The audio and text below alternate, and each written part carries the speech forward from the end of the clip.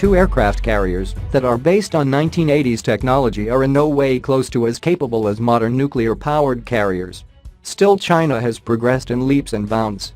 If the Type 003 and Type 004 can put their money where their mouth is, if they are as capable as projected by Western analysts and as claimed by the Chinese, then they would indeed be a force to be reckoned with.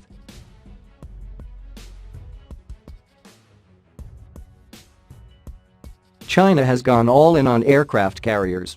It currently has two operational carriers, the Soviet-built and domestically refurbished Liaoning and the first indigenously built Shandong. A third carrier is also under construction, but the People Liberation Army Navy has remained ambitious and is set to build a fourth carrier. And according to a new report, it will be China's first nuclear-powered carrier, and that could put China in a very exclusive club on the world stage. The People Liberation Army Navy has been undergoing a major expansion, as China has also stepped up its shipbuilding capacity and is now the world's leading shipbuilder.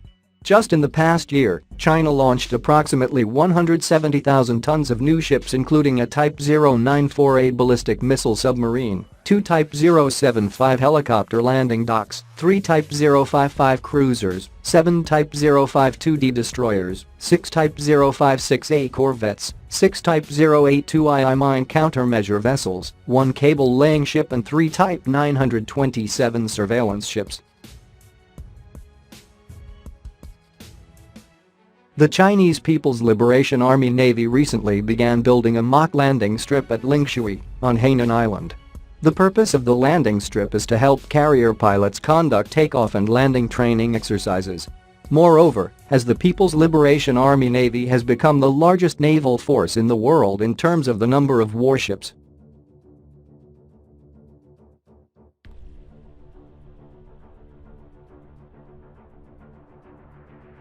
Only the United States and France currently operate true nuclear-powered aircraft carriers, and that includes the United States Navy's 10 Nimitz-class carriers and 1 Gerald R. Ford-class carrier, as well as the French Navy's flagship Charles de Gaulle.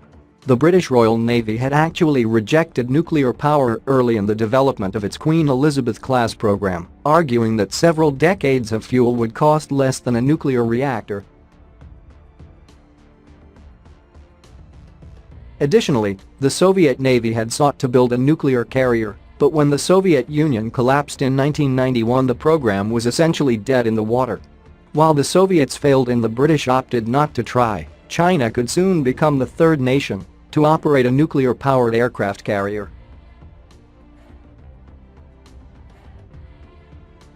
Construction is already underway on the Type 003, a third conventionally powered carrier, but Beijing has played a long game and plans are reportedly underway for the Type 004, which will likely be significantly larger than the current People's Liberation Army Navy aircraft carriers in operation. It could feature nuclear marine propulsion, which could generate enough power for it to be armed with advanced weapons including lasers and even railguns.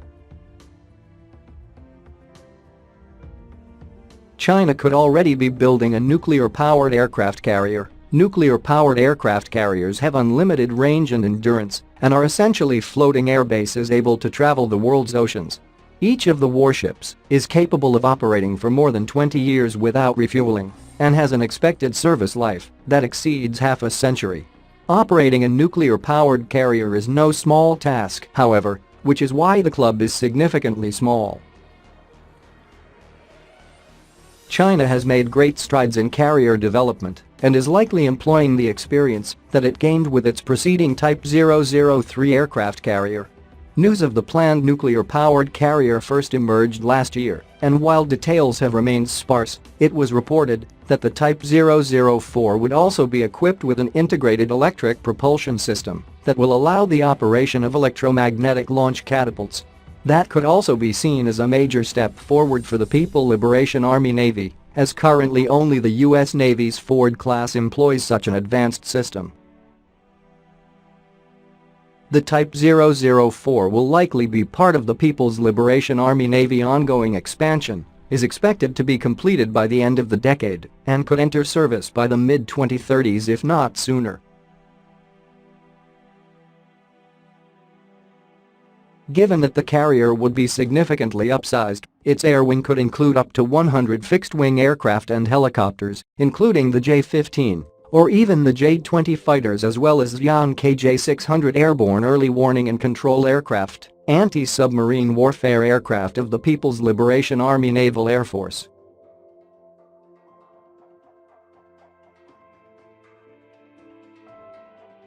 More importantly, the Type 004 could actually be just the first of a new class of at least 4 carriers, which could turn China into a true aircraft carrier superpower, and second only to the United States.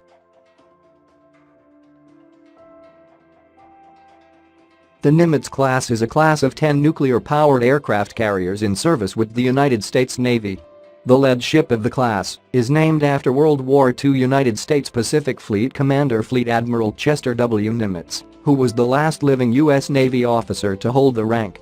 With an overall length of 1,092 feet and full load displacement of over 100,000 long tons, the Nimitz-class ships were the largest warships built and in service until USS Gerald R. Ford entered the fleet in 2017.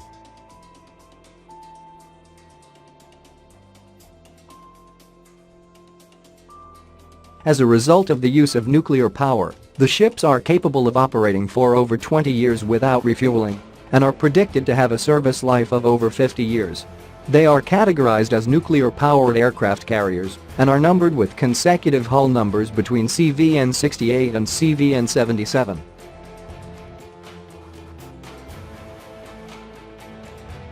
The People Liberation Army Navy obviously would prefer to follow the U.S. path. Success depends on maintaining the economic, technological, and political foundations necessary to build a fleet, rebuild that fleet, and then rebuild it again. It also seems to depend on avoiding a major conflict that brings about the destruction of the fleet, national humiliation, and the forcible curtailment of maritime ambitions. However, China isn't alone in building flat tops. India is also currently engaged in building its own domestically built carrier, while Japan and South Korea have also announced plans to build carriers, albeit at much smaller carriers, that would operate with short vertical takeoff and landing aircraft such as the Lockheed Martin F-35B. The People's Liberation Army Navy is the most visible, and possibly the most consequential, manifestation of China's emergence as a great power. In 3 decades,